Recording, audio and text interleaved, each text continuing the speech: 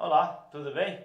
Prazer, sou o Dr. Saraiva, sou advogado há mais de 20 anos, sou pós-graduado em Direito do Trabalho, Direito Previdenciário, sou mestre em Direitos Fundamentais e advogamos aí ao longo tempo no Direito do Trabalho, que vem sofrendo um pouquinho desde o ano de 2017 com essas reformas e no ano de 2020 especificamente, esse que nós estamos, sofrendo com a entrada em vigor de várias MPs e leis que interferem diretamente nas relações de trabalho.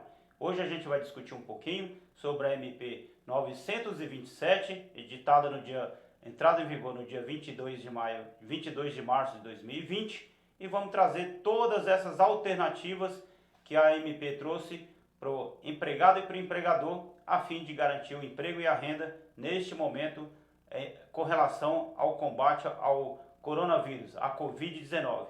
Então, muito importante essa MP, porque ela muda radicalmente algumas situações no direito do trabalho e ela deve ser aplicada e tem sido aplicada no âmbito nacional nesse momento de calamidade pública prevista pelo decreto número 6 de 2020. Então vamos ao primeiro artigo. Eu vou pular o artigo primeiro logo para o parágrafo único, que é eu considero talvez o mais importante nessa nossa caminhada.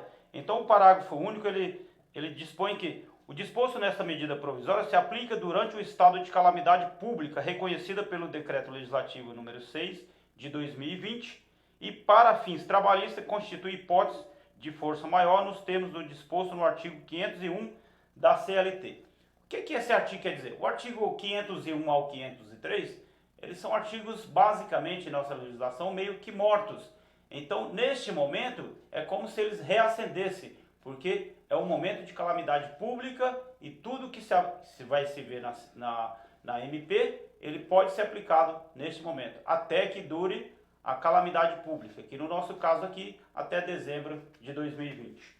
Então, o artigo 2º, ele fala que durante o estado de calamidade pública a que se refere o artigo 1º, o empregado e o empregador poderão celebrar acordo individual escrito, a fim de garantir a permanência do vínculo empregatício, que será preponderante sobre os demais instrumentos normativos, legais e negociais, respeitados os limites estabelecidos na Constituição.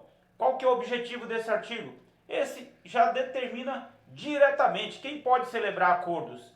Empregado e empregador. Tem interferência de sindicato? Nesse momento não, desde que seja respeitado a Constituição Federal, ou seja, o acordo entre empregado e empregador tem preponderância sobre tudo, sobre acordo individual, convenção coletiva de trabalho, acordo coletivo de trabalho e até sobre a própria lei, respeitado somente a Constituição Federal. É isso que diz aqui o artigo 1º. Então, nessa questão do enfrentamento, a MP trouxe várias alternativas para que o empregado e o empregador possa usar de alguma delas para a garantia do emprego e da renda, porque esse é o objetivo dessa MP, garantia do emprego e da renda neste momento de pandemia. Então o artigo 3º, ele fala que para o enfrentamento dos efeitos econômicos decorrentes do estado de calamidade pública e para a preservação do emprego e da renda, poderão ser adotadas pelos empregadores, dentre outras as seguintes medidas. Olha, poderão ser adotadas pelos empregadores, dentre outras, ou seja, é um artigo exemplificativo, ele deixou em aberto, não somente isso. O empregador, nesse momento, ele pode várias coisas. E aí a MP nos trouxe um rol aqui das alternativas para enfrentamento à Covid-19 pelo empregador. Pelo empregador, porque é o empregador que dispõe. No geral aqui, o empregado ele vai aceitar o acordo, essa imposição. O empregador é quem impõe nesse momento. Então, quais são as alternativas trazidas pelo artigo 3º da MP 927? A primeira delas é o teletrabalho. Segunda, antecipação de férias individuais. Terceira, concessão de férias coletivas. Quarto, o aproveitamento de antecipação de feriados. Banco de horas. Direcionamento do trabalhador para qualificação. Essa é uma alternativa que ela foi revogada porque causou muita polêmica. O artigo 18 que veio nessa MP 927, ele foi revogado em menos de 24 horas. Então a gente vai pular essa aqui, que ela traz lá na medida na MP 936, também de 2020. Suspensão de exigências administrativas e uma forma de recolhimento diferente do FGTS. Então o que importa para nós aqui? Essas questões principais. Então vamos pular aí para o teletrabalho. O que é o teletrabalho? O teletrabalho ele não é novo no direito brasileiro. O teletrabalho ele foi inserido no sistema trabalhista brasileiro com a Lei 13.467 de 2017, com a Lei da Reforma Trabalhista, e ele tem todo um capítulo específico com relação ao teletrabalho. Então o teletrabalho não é uma medida nova, a MP apenas trouxe essa alternativa, que talvez nesse momento, em razão do isolamento, em razão da quarentena, do isolamento horizontal, vertical, como queira denominar, é o mais importante aqui para nós, é o teletrabalho, porque o empregador deixa o empregado em casa trabalhando sem prejuízo dos salários. Então o que o artigo 4º que define aqui o teletrabalho, na verdade a definição é da própria CLT, ele apenas trouxe nessa medida aqui. Durante o estado de calamidade pública, a que se refere o artigo 1º, o empregador poderá, a seu critério, alterar o regime de trabalho presencial para o teletrabalho, o trabalho remoto ou o tipo de trabalho ou outro tipo de trabalho à distância e determinar o retorno ao regime de trabalho presencial, independentemente da existência de acordos individuais ou coletivos, dispensado o registro prévio da alteração no contrato individual de trabalho. Como eu falei, o teletrabalho ele já existe no direito do trabalho, na CLT, nos artigos 75A a 75E. Então, o que a MP trouxe nesse momento? É uma das melhores alternativas para enfrentarmos esse momento. Então, o empregado fica em casa, em isolamento, e continua trabalhando. Isso nas hipóteses que é possível, né? Que são possíveis. A gente sabe que tem hipótese de trabalho que não é possível trabalhar remotamente, ou home office, ou na forma do teletrabalho. E aí ele traz várias definições aqui, várias situações em que o empregado pode ficar em casa trabalhando.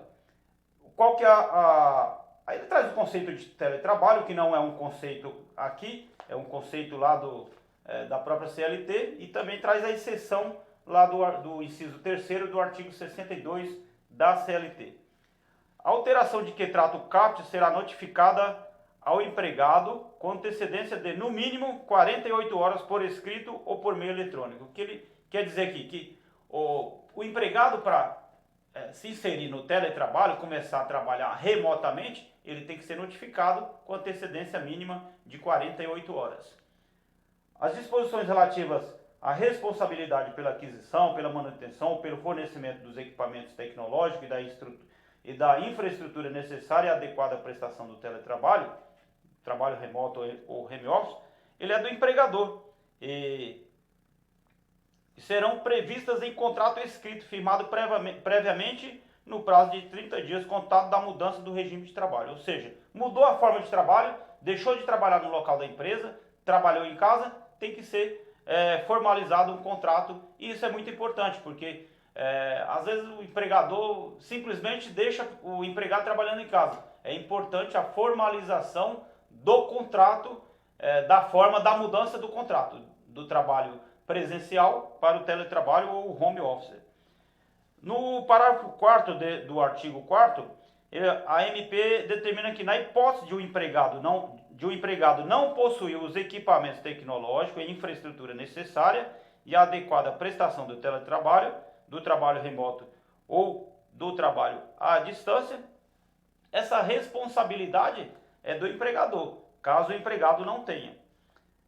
Mas se o empregador poderá fornecer os equipamentos em regime de comodato e pagar os serviços de infraestrutura que não caracterizarão o verbo de natureza salarial. Ou seja, se o empregado não tiver uma estrutura em casa para desenvolver esse trabalho remoto, esse teletrabalho, o empregador fornecerá esses equipamentos.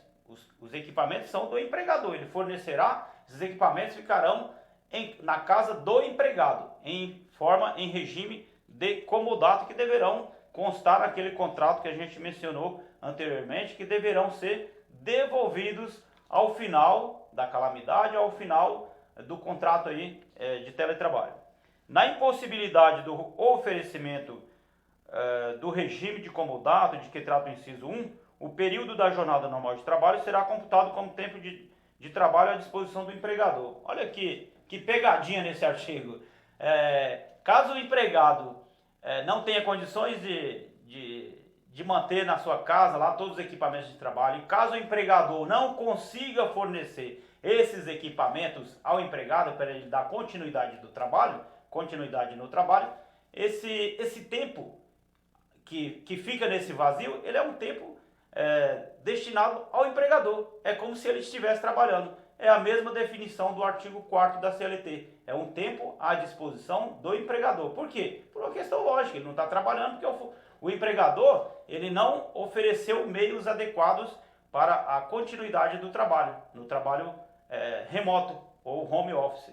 Então é simples. Não deu equipamento, não pagou equipamento, não forneceu, o empregado vai ficar na casa dele, à disposição do empregador, e vai ter que ganhar os salários, infelizmente. O tempo de uso de aplicativos e programas de comunicação fora da jornada de trabalho normal do empregado não constitui tempo à disposição. Esse aqui é exatamente o contrário. Esse inciso, o parágrafo 5º, é exatamente o contrário. O tempo de uso de aplicativos e programas de comunicação fora da jornada de trabalho normal do empregado não constitui tempo à disposição do empregador, regime de prontidão ou de sobreaviso, exceto se houver previsão em acordo individual ou coletivo. O que esse artigo, o que esse parágrafo 5º está afirmando?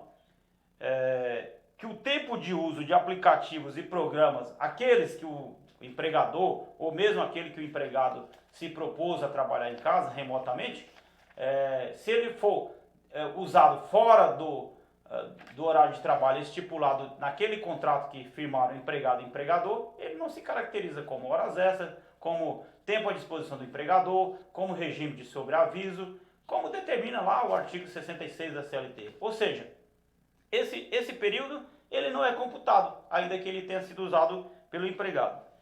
O parágrafo 5º, ele é autoexplicativo, na verdade. Ele fala que fica permitida a adoção do regime de trabalho remoto ou trabalho à distância para estagiários e aprendizes nos termos do disposto nesse capítulo. Ele apenas está afirmando que também é permitido o estagiário e os aprendizes, que são regidos por lei específica, o trabalho remoto. Não faz muito sentido porque o estagiário, o aprendiz, talvez sozinho, sem uma orientação, ele não vai aprender, que é exatamente essa a finalidade do aprendiz e do estagiário. Mas a MP, por questão de cautela, ela trouxe essa disposição. Esse é o teletrabalho, que já é previsto na CLT, nos artigos 75A a 75E, e que trouxe aqui nesse momento para enfrentarmos esse problema da pandemia da Covid-19, para garantia do emprego e da renda do empregado e manutenção do contrato de trabalho. O empregador, nesse momento, ele está nessa situação.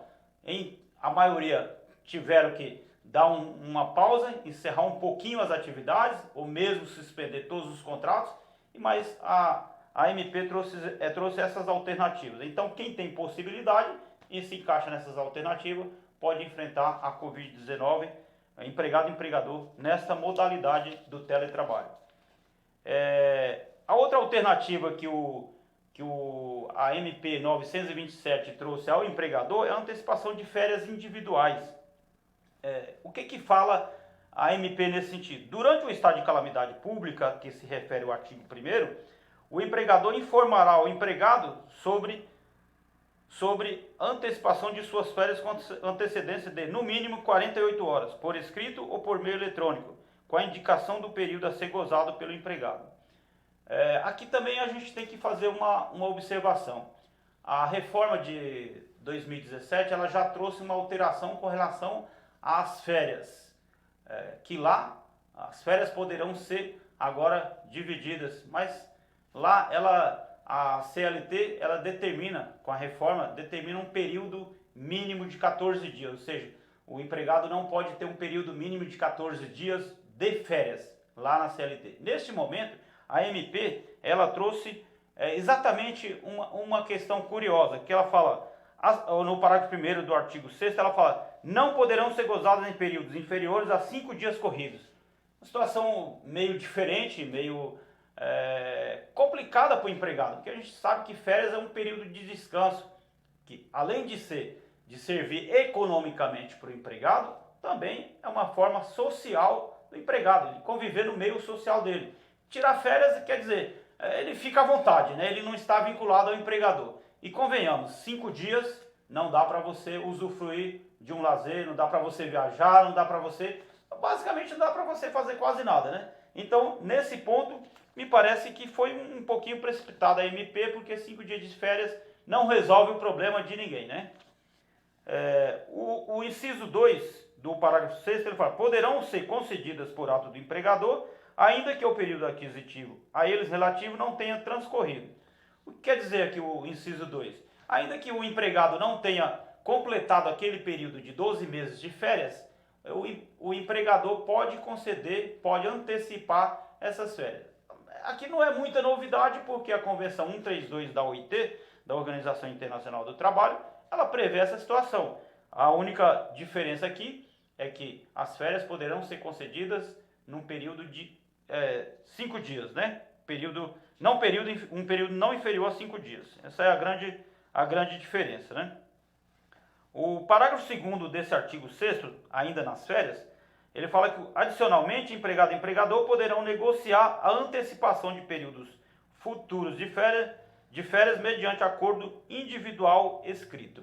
Então, vejam bem, a maioria de todas essas medidas aqui tomadas para enfrentamento à Covid-19, ao coronavírus, ela trata de acordo individual, ou seja, empregado-empregador, sem interferência do sindicato. Esse artigo, esse parágrafo 2º do artigo 6º, ele deixa meio que uma preocupação no ar. Como que o empregado e empregador poderão negociar a antecipação de períodos futuros e férias mediante acordo individual escrito? Futuro quer dizer para frente, ou seja, a gente sabe que no direito do trabalho, as férias, as segundas férias, elas se vencem num período mais ou menos 23 meses e 29 dias, vamos colocar no limite. Ou seja, em 23 meses você tem todo aquele período. Digamos que você usufruiu, digamos que nesse momento o empregador deixou para você usufruir suas férias nesse momento aqui. Aí você pode antecipar férias futuras. O que eu quero dizer é o seguinte, que o empregador ele ficou em aberto para ele, que ele pode, inclusive, para frente, vai dar mais ou menos 3 anos, 2 anos, do empregado sem férias. Também é meio que cruel com o empregado, né? Ou seja, eu posso negociar férias futuras. Daqui eu consegue 23 meses e aí negocia mais uma. Ou seja, você vai, em síntese, você vai usufruir férias daqui 3 anos, mais ou menos. O empregado vai usufruir férias 3 anos, se a gente pegar desse ponto da calamidade. Não sei se fiz entender, porque o período aquisitivo de férias, ele vence de 12 em 12 meses. Digamos que o empregador não concedeu as férias nos 23 meses a que o empregado tinha direito, concede 5 dias nesse período e negocia a futura. Ou seja, o empregado vai estar no prejuízo. Tá certo? Um outro ponto com relação às férias é que elas poderão ser pagas, apesar de antecipadas, elas podem ser pagas no 5º dia útil do mês seguinte. Aí tudo bem, porque tem uma certa lógica. Qual que é a lógica aqui da antecipação das férias? Dá ao empregador um certo fôlego para manter o contrato de trabalho com aquele empregado. Por isso, antecipa-se as férias. Aí não teria lógica antecipar e pagar, inclusive, com 1/3. E 1/3 das férias, ele pode ser pago lá no final, juntamente com o 13º, né? É o que falam...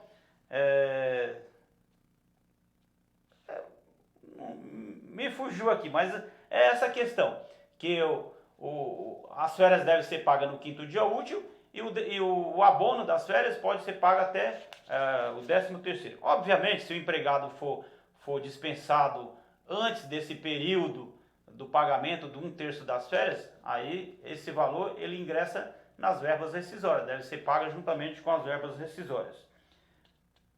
Outra questão, o parágrafo 3º ele traz que os trabalhadores que pertencem ao grupo de risco de coronavírus, a Covid-19, serão priorizados para o gozo de férias, individuais ou coletivas. Isso é uma questão meio que óbvia, né?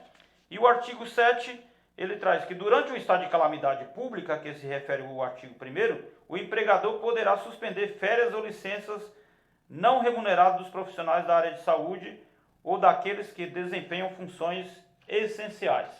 Essa é uma questão um pouco mais complexa, porque esses funcionários, esses empregados, eles já estão numa linha de frente. Então, eles podem ter suspensas as suas férias ou licença, mediante comunicação formal de decisão ao trabalhador, por escrito ou por meio eletrônico, preferencialmente com antecedência de 48 horas. Veja que o período, ele continua como de 48 horas, que é um período pequeno para aviso, né? Para aviso dessa concessão das férias.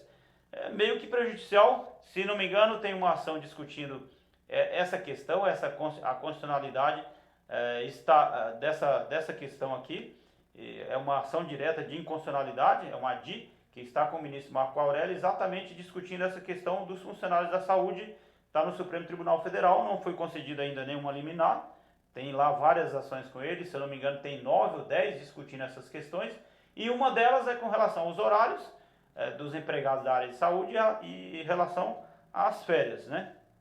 O artigo 8º, ele informa que para as férias concedidas durante o estado de calamidade pública, o empregador poderá optar por efetuar o pagamento do adicional de... aquela questão que eu já comentei lá atrás, né? Até a data em que é devida a gratificação natalina, até a data do pagamento do 13º. Então está no artigo 8º e não no artigo 7º. A gente já tinha comentado essa questão, 1/3 das férias pode ser pago até juntamente com o 13º salário. O eventual requerimento por parte do empregado de conversão de 1/3 de férias em abono pecuniário estará sujeito à concordância do empregador, aplicável o prazo a que se refere o CARF.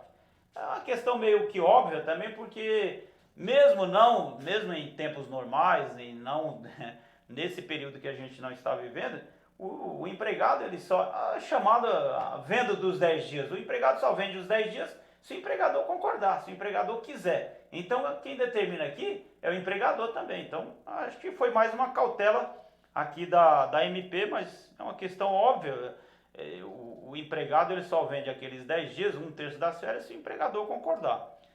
O artigo 9 da MP, ela fala que o pagamento da remuneração das férias concedida em razão do estado de calamidade poderá ser efetuado até o 5º dia útil. Outra questão que a gente já discutiu, ela pode ser paga até o 5º dia útil, né? E também, na hipótese do empregado ser dispensado, o empregador pagará juntamente com o pagamento dos haveres rescisórios os valores ainda não pagos, não adimplido relativo às férias. Ou seja, se não pagou nem as férias e nem 1/3, que ficaria lá para o mês de dezembro, deve pagar juntamente com as verbas rescisórias. Também é óbvio nessa questão, porque não se tiver devendo, tem que pagar juntamente com as verbas rescisórias. Também aqui entendo que foi mais uma cautela da MP, para não deixar nada em aberto, né? Então, com relação às férias, basicamente são essas as questões, e não tem muita... O que pega mais, a questão mais complexa é essa questão dos 5 dias, né? Que nem nada ajudaria o empregado, né?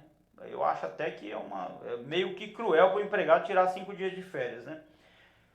Uma terceira medida para enfrentamento da Covid-19 do empregador em relação ao empregado para manutenção do contrato de trabalho é a concessão de férias coletivas. Durante o estado de calamidade pública, o empregador poderá, a seu critério, conceder férias coletivas e deverá notificar o conjunto de empregados afetados com antecedência de, no mínimo, 48 horas, não aplicáveis o limite máximo de períodos anuais e o limite mínimo de dias corridos previstos na CLT.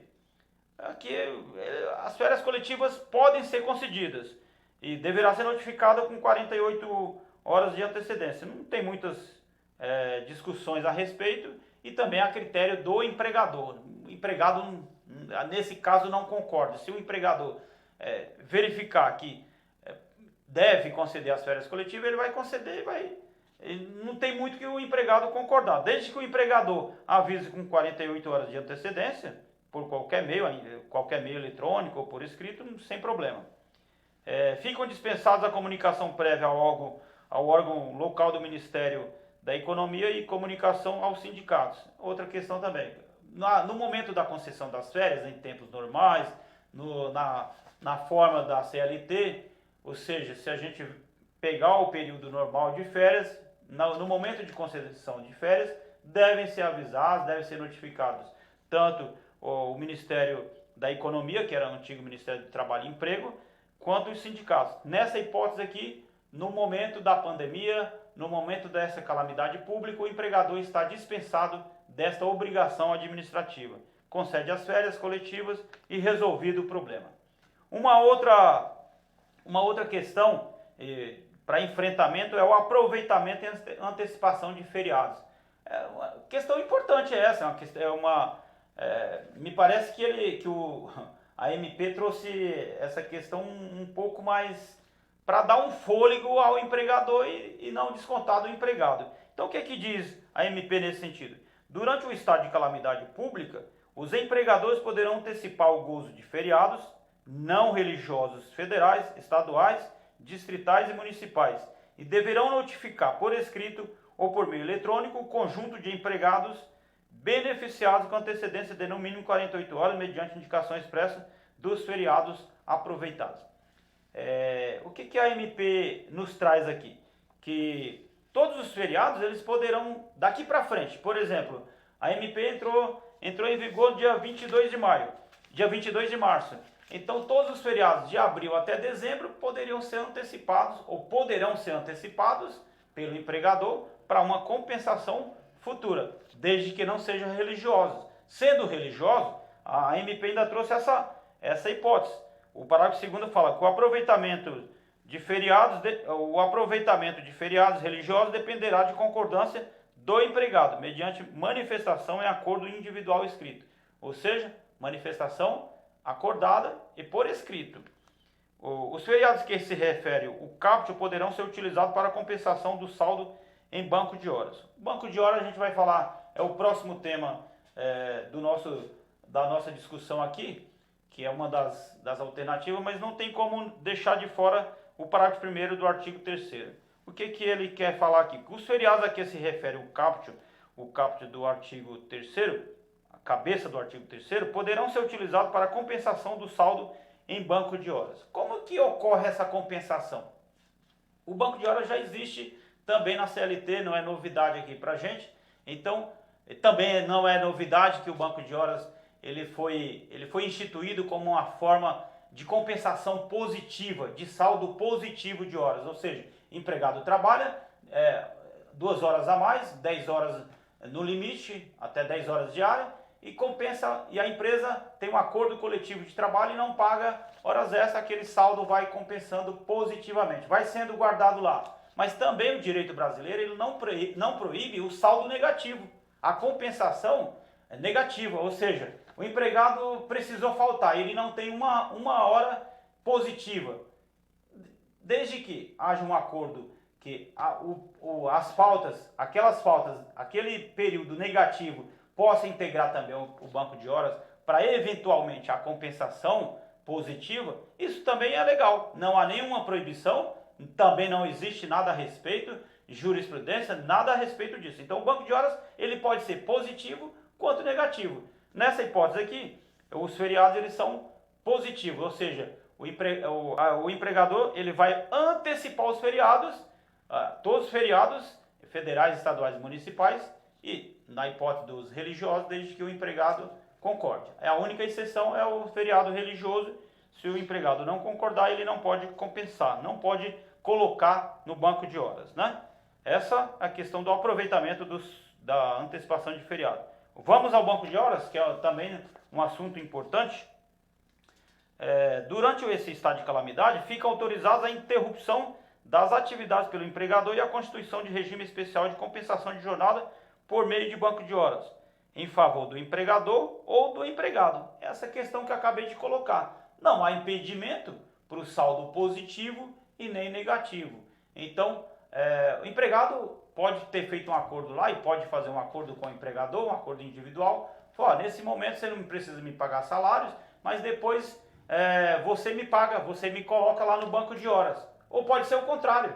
ele trabalha nesse período, pode trabalhar inclusive remotamente, pode trabalhar mais, vai depender da demanda, e depois ele compensa nesse banco de horas. Não há impedimento. Então o banco de horas ele é exatamente para isso, nesse de enfrentamento da Covid-19, ele serve exatamente para isso. E está nas duas hipóteses, tanto positiva quanto negativa. Vai depender aí da hipótese do empregador. Também deve ser estabelecido por meio de acordo coletivo ou individual formal para compensação e no prazo para compensação no prazo de 18 meses. Então a compensação ela é importante aqui.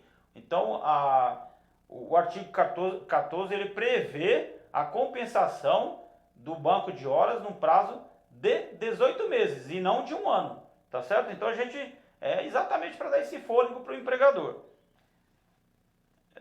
18 meses contado do encerramento do estado de calamidade pública.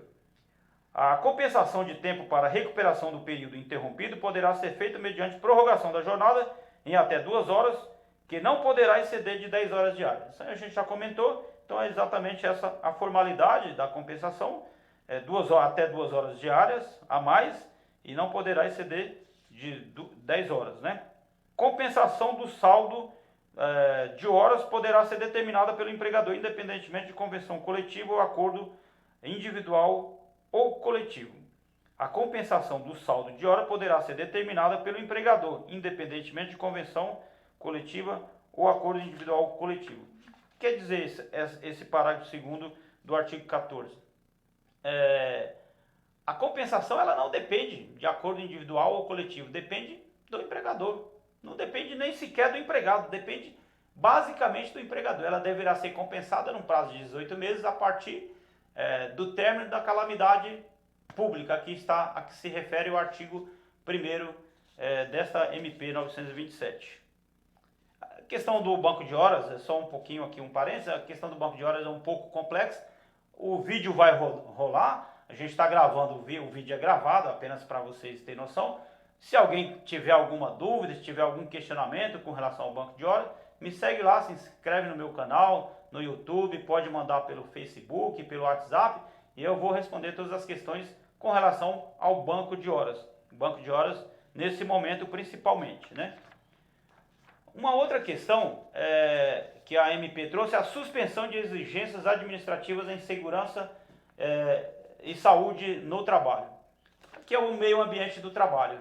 Não teria sentido seguir todas as regras rigorosamente nesse momento, até porque o empregador, basicamente, ele está esvaziado de empregados e de trabalho. Então, não teria sentido manter todas as normas, com todas essas alternativas ao empregador para enfrentamento da Covid-19, e aí deixar as normas administrativas como estão na CLT. Então, o que diz o artigo 5º da MP 927? Durante o estado de calamidade pública, a que se refere o artigo 1º, fica suspensa a obrigatoriedade de realização dos exames médicos ocupacionais, clínicos e complementares, exceto dos exames demissionais. Questão lógica, o exame demissional ele não pode ser dispensado em nenhum momento. Então, aqui nesse momento, todos aqueles outros exames, eles estão dispensados nesse período da calamidade pública. Os exames a que se refere o caput serão realizados no prazo de 60 dias, contado da data de encerramento do estado de calamidade. Vamos passar para o segundo, que a gente já resolve as duas questões. Na hipótese de um médico coordenador de programa de controle médico e saúde ocupacional considerar que a prorrogação representa risco para a saúde do empregado, o médico indicará ao empregador a necessidade de sua realização. O que quer dizer os artigos? Só serão realizados exames médicos na hipótese de extrema necessidade. Ou seja, caso não haja necessidade, está dispensado a realização desses exames. Mas o mais importante para a gente aqui é o parágrafo 3º. Por que o parágrafo 3º do artigo 15 da MP 927 é o mais importante? Porque o exame demissional poderá ser dispensado caso o exame médico ocupacional mais recente tenha sido realizado há menos de 180 dias. A MP também se preocupou com isso, ou seja, se você tem um exame médico realizado com menos de 180 dias, por qualquer médico, ela não definiu aqui quem é o médico, né? Então, qualquer médico que tenha realizado um exame ocupacional. É o que diz aqui, ó, o exame demissional poderá ser dispensado caso o exame médico ocupacional mais recente tenha sido realizado há menos de 180 dias. Se você tem um exame médico realizado há menos de 180 dias, você está dispensado também do exame médico demissional, ou seja, você vai ser dispensado sem fazer um exame médico demissional. Aqui a questão é um pouco mais complexa, porque a gente sabe que muitas vezes o empregado ele é dispensado com doença ocupacional, ou mesmo teve uma doença ocupacional em razão de um acidente de trabalho. Então se faz necessário um exame médico demissional nesse momento. Acredito que essa é uma das hipóteses que vai sofrer aí com a ação direta de constitucionalidade, porque não se pode devolver o empregado para o mercado de trabalho sem fazer o exame médico demissional naquele momento, né? O momento exato da dispensa, o momento exato de devolver esse empregado ao mercado de trabalho. Ao contrário do que as pessoas pensam, o empregado doente, a maioria das pessoas, a gente está falando aqui numa linguagem tanto para empregado quanto para empregador, mas também para muitos advogados que nos acompanham, que estão nos acompanhando. Então o empregado ele não pode ser dispensado, ele não pode ser devolvido ao mercado de trabalho doente. Então se ele fez um exame médico e ele está doente, ele não pode ser dispensado. Ao contrário do que as pessoas pensam, que é somente nas hipóteses lá da lei do artigo dos artigos 20 e 21 da lei 8.213, quando se constata lá a doença ocupacional, o acidente de trabalho. Não, o empregado ele não pode ser dispensado em nenhuma das hipóteses, nem por doença ocupacional, nem por acidente de trabalho, e nem mesmo feito o exame médico, se ele estiver doente, ele não pode ser dispensado. É assim, inclusive já existem discussões em sede de repercussão geral, que aí vai resolver uma vez por todas essa questão. Eu imagino que essa questão ela vai uma das questões que vai bater no Supremo Tribunal Federal. Me parece que vai beirar a inconstitucionalidade. O artigo 16, ele fala que durante o estado de calamidade pública, fica suspensa a obrigatoriedade de realização de treinamentos periódicos e eventuais dos atuais empregados, previsto em norma regulamentadora de segurança e saúde do trabalho. Lógico, não teria fundamento, não teria lógica continuar treinamentos num período de pandemia, quando a lei 13.979 recomendou o isolamento e a quarentena. Então, me parece lógica, não teria realmente lógica os treinamentos, né? E aí os parágrafos 1º e 2º dispõem que os treinamentos de que trata o CAPS serão realizados no prazo de 90 dias contado da data do encerramento da calamidade. Durante o estado de calamidade, os treinamentos de que trata o CAPS poderão ser realizados na modalidade de ensino à distância, que é mais difícil, né? Então foi mais uma cautela aqui e caberá ao empregador observar os conteúdos práticos, de modo a garantir que as atividades sejam executadas com segurança. Qual que é o objetivo desse artigo 16? Não aglomeração. Ele deixou a orientação para que os treinamentos, ainda que sejam feitos à distância. Evitar sempre a aglomeração de pessoas. O artigo 17 ele fala que as comissões internas de prevenção de acidentes poderão ser mantidas até o encerramento do estado de calamidade pública e os processos eleitorais em curso poderão ser suspensos. Outra questão lógico, a CIPA que já está constituída, ela tem experiência, então ela deve ser mantida. Se existe processo eleitoral para seleção de membros da CIPA, ele deve realmente ser suspenso e manter aquela CIPA que já existe, até para manter aí, como tem mais experiência, para orientar os empregados que na eventualidade estejam no ambiente de trabalho, estejam trabalhando, para orientar de forma mais segura. Uma questão que acho que foi bem colocada. O artigo 18 da MP, ele foi revogado, como eu já falei no início, em menos de 24 horas, e ele trata tratava do direcionamento do trabalhador para a qualificação. Como houve muita polêmica, houve muito problema com relação a esse artigo 18, ele foi revogado lá pela MP 936, que a gente mais à frente vai discutir também. A questão do FGTS. Como que se dá a forma do FGTS?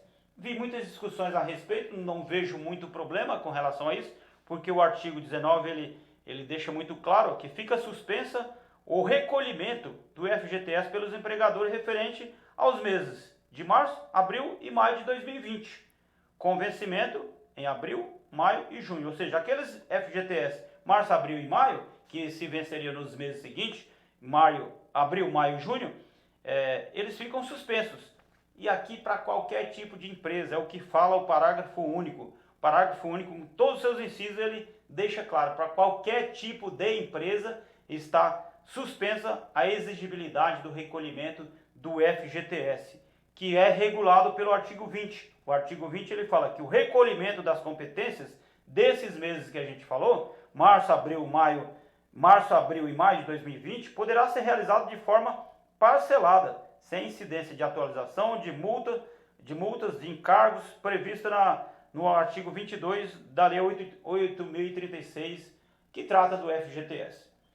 Outra questão com relação ao FGTS, para que fique claro, para usufruir dessa prerrogativa aqui do FGTS, o empregador ficou obrigado a declarar as informações até o dia 20 de junho, ou seja, até o dia 20 de junho, quem deixou de pagar e realmente quiser usufruir dessa questão aqui da suspensão, porque se não fizer a declaração até 20 de junho, vai ter que pagar com juros e multa de acordo com o que determina a lei. As informações prestadas constituirão declaração e reconhecimento dos créditos dela decorrente, caracterizado confissão de débito e constituirão instrumento hábil suficiente para a cobrança do crédito do FGTS. É mais uma questão de execução do FGTS. Vamos lá para o artigo 21. Na hipótese de rescisão do contrato de trabalho, a suspensão prevista no artigo 19 ficará resolvida e o empregador ficará obrigado. O que diz o artigo 19 com relação à suspensão, né? Então o artigo 21 ele fala que na hipótese de dispensa, na hipótese de rescisão do contrato, a suspensão prevista no artigo 19 ficará resolvida. O empregador ficará obrigado ao recolhimento dos valores correspondentes, sem incidência de multa, juros ou encargos, ou seja, daquelas pessoas que ele deixou de recolher, naquele período que ele deixou de recolher. Me veio aqui uma questão, porque ele vai recolher apenas daquele que foi dispensado, não está obrigado a recolher de toda a empresa. Ou seja, digamos que ele vai pagar, ele tem a suspensão dos meses de março, abril e maio. E no mês de junho, que não é mês de pagamento ainda, ele dispense lá o empregado. Para esse empregado ele vai ter que recolher. Ele vai ter que recolher e lançar lá todo, como manda a Lei 8.036 com relação ao FGTS. Aí nessa hipótese, ele também tem que declarar. Na hipótese prevista no caput desse artigo, as eventuais parcelas vincendas terão sua data de vencimento antecipada para o prazo aplicável ao recolhimento previsto no artigo 18. É o que a gente acabou de falar, tem que antecipar, recolhe, paga juntamente com as verbas rescisórias e libera as guias lá para o FGTS ao empregado que foi dispensado. As parcelas de que trata o artigo 20, se não pagas, estarão sujeitas à multa e aos encargos devidos nos termos do disposto no artigo 22 da lei. Tem mais questão administrativa. Vamos pular lá para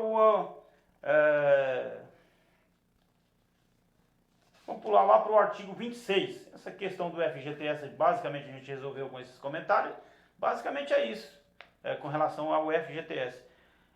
E é isso com relação a essas alternativas ao empregador. Então, a gente discutiu aqui várias alternativas ao empregador para passar esse momento, esse sufoco da Covid-19, né? Essa questão da calamidade pública.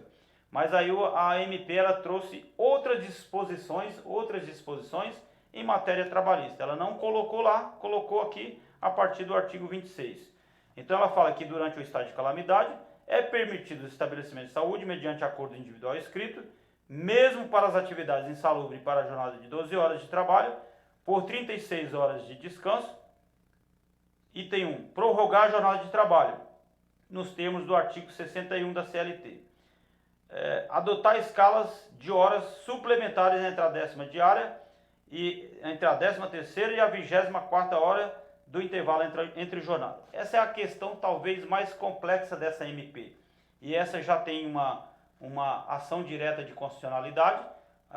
Um sindicato e alguns partidos políticos os partidos de oposição, estão discutindo a constitucionalidade desse artigo 26 da MP. Por quê? Aqui o artigo deixou em aberto.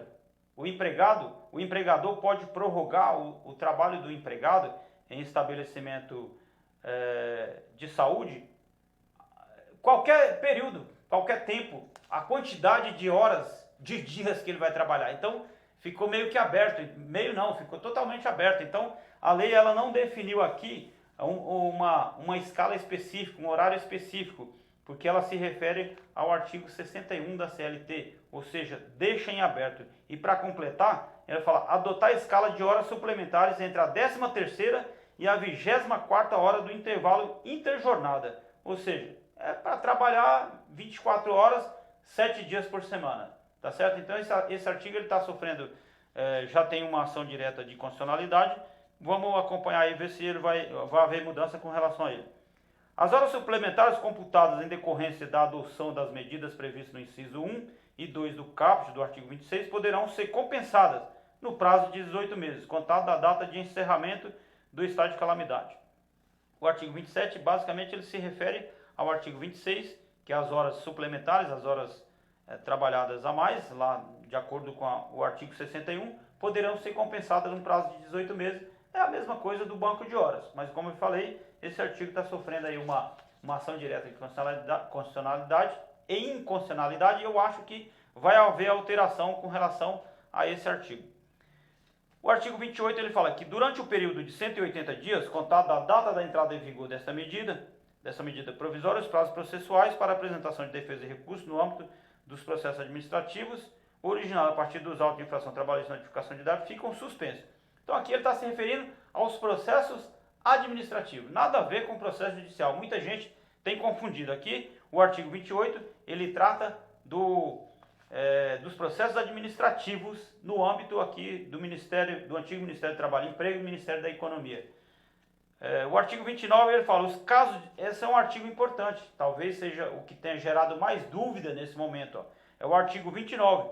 Os casos de contaminação pelo coronavírus, a Covid-19, não serão considerados ocupacionais, exceto mediante comprovação do nexo causal. Uma situação um pouco complexa e também, por que não dizer, confusa. Quando é que se causa, então, a doença ocupacional por meio do coronavírus?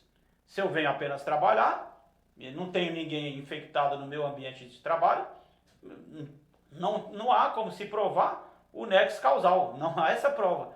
Eu peguei um veículo, eu peguei o ônibus, peguei o metrô, venho trabalhar, não há nexo causal. Agora, um exemplo típico, os funcionários, os empregados da área de saúde, há nexo causal? O ambiente é infectado? O ambiente está... há a possibilidade de provar o nexo causal daqueles empregados que trabalham na área da saúde? Essa é uma questão que também está sendo discutida e é muito... Mas a MP foi muito feliz porque ela determina que os casos de contaminação pela Covid-19 não serão considerados ocupacionais, exceto se provar o nexo causal nessas hipóteses que a gente está discutindo aqui. O artigo 30. Acordos e convenções coletivas vencidos ou vencendo no prazo de 180 dias, contada a data em vigor desta medida, poderão ser prorrogados, a critério do empregador, pelo prazo de 90 dias. A questão mais técnica, né? Poderão ser prorrogados num prazo até de 90 dias. Durante o período de 180 dias, contado da data da entrada em vigor da MP, os auditores fiscais do trabalho e economia atuarão de maneira orientadora, exceto quanto às seguintes irregularidades. Então, o que o artigo 31 nos traz? Nesse momento, as infrações, algumas infrações, ou seja, os técnicos do Ministério da Economia, do antigo Ministério do Trabalho e Emprego, eles devem agir de forma orientadora, até porque não tem muita gente trabalhando, né? A maioria está em isolamento ou em quarentena, então é realmente orientar. Mas ele fala o seguinte, ó, exceto quanto às seguintes irregularidades: falta de registro de empregados, situação de grave e iminente risco do registro de empregados desde que haja denúncias, né? Situação de grave e iminente risco somente para as irregularidades imediatamente relacionadas à configuração da situação, ocorrência de acidente de trabalho, trabalho em condições análogas à de escravo ou trabalho infantil. Então vou voltar um pouquinho no artigo 20, ele é muito esclarecedor. Os técnicos, os auditores, os fiscais do trabalho, eles vão agir de maneira orientadora, exceto nessas hipóteses aqui dos incisos 1, 2, 3 e 4. Trabalho escravo, tem lá um trabalho escravo, recebe a denúncia, ele tem que ir lá e notificar, dependendo da situação, já autuar o empregador, né? O artigo 32, ele traz uma outra questão que é bem interessante, ó, que fala que o disposto nessa medida provisória aplica-se. Se a gente não olhar com um olhar mais atento mesmo, passa batido. Ó. As relações de trabalho regidas pela Lei 6.019, trabalho temporário, Lei 5.889, trabalho rural, e no que couber, as relações regidas pela Lei Complementar 150, que é do trabalho doméstico, 150 de 2015. E ainda também banco de horas e férias, né? É uma questão importante porque muita gente se perguntou, ora, mas se a lei trouxe aqui que a medida provisória se aplica somente a essas leis, não, aqui é um exemplo, isso aqui é exemplificativo, como foi o artigo 3º, aqui é exemplificativo, ou seja, ela abrange toda a legislação brasileira, a CLT, e também, para não ficar de fora, ele colocou todas essas daqui. Em algum ponto, ela falou também no estagiário e no aprendiz. Então, todos estão abrangidos por essa MP. Todos nós, o empregador, o empregado, estão nesse momento submetidas a essa MP. Uma outra questão importante que traz a MP é o artigo 33, que ele fala que não se aplica aos trabalhadores em regime de teletrabalho, nos termos do disposto nessa medida, as regulamentações sobre o trabalho em teleatendimento e telemarketing. É óbvio, porque o home office, o teletrabalho, ele não se confunde com o teleatendimento. Nem sempre o teletrabalho, a pessoa vai ter o uso ininterrupto de um meio de comunicação, de um computador, nem sempre. Então, realmente não se confunde. Essas questões são tratadas em capítulo próprio na CLT e por isso acho que também aqui foi mais uma questão de cautela. Uma outra questão, uma outra disposição trazida pela MP diz respeito ao abono anual, o abono previdenciário, que é pago às pessoas que recebem benefícios previdenciários. Aí ele trouxe aqui ao beneficiário da Previdência Social que durante este ano tenha recebido auxílio-doença, auxílio-acidente, ou aposentadoria, pensão por morte ou auxílio-reclusão, será efetuado em 2 parcelas, excepcionalmente da seguinte forma. Então, no ano de 2020, o pagamento desse abono ele será pago em 2 parcelas. A primeira parcela em 50% do valor, agora no mês de abril, e será paga juntamente com o benefício. A segunda parcela corresponderá a essa diferença do valor anual e juntamente com o benefício, e será antecipada, né? Será paga juntamente com o benefício da competência no mês de maio. Ou seja, também antecipou aí a questão do pagamento do abono anual. Não sei se as pessoas conseguem entender o que é abono anual. O abono anual é aquele previsto no artigo 40 da Lei 8.213 de 91, que é pago para todas as pessoas que recebem os benefícios previdenciários, que é pago geralmente ao final do ano. É o que as pessoas denominam de 13º do benefício, é denominado de abono anual. Nessa hipótese, nesse ano, vai ser pago em 2 parcelas, mas de forma antecipada. Na hipótese de cessação programada do benefício previsto no artigo antes de 31 de dezembro, será pago proporcionalmente ao benefício. Aqui é mais uma disposição, caso o benefício seja cessado ou suspenso antes do dia 31 de dezembro, que é quando vai a calamidade, ele também deve ser antecipado. Basicamente são essas as questões que a medida provisória nos trouxe. São bastante questões, muitas já estão sendo discutidas por ações diretas de constitucionalidade. E eu queria colocar uma questão aqui importante, que é essa questão do artigo 501, também do artigo 486 da CLT, porque com essa medida, esses artigos eles ressuscitaram, se é que a gente pode falar assim. Eles estavam em um momento mortos, com a medida eles ressuscitaram. Então é uma questão para um outro momento que a gente vai discutir essa questão dos artigos 501 e 486. Eu espero você no próximo vídeo, no próximo bate-papo. Me acompanha lá no Facebook, no YouTube, sempre Dr. Saraiva, também no WhatsApp, eu tenho todos os meus números aí. Mas antes disso, faz um favor, e se inscreva lá no meu canal, dá um joinha para toda vez que a gente entrar ao vivo aqui ou gravar algum vídeo, você também nos acompanhar. E nos mande sugestão. Um grande abraço, até a próxima, se Deus quiser.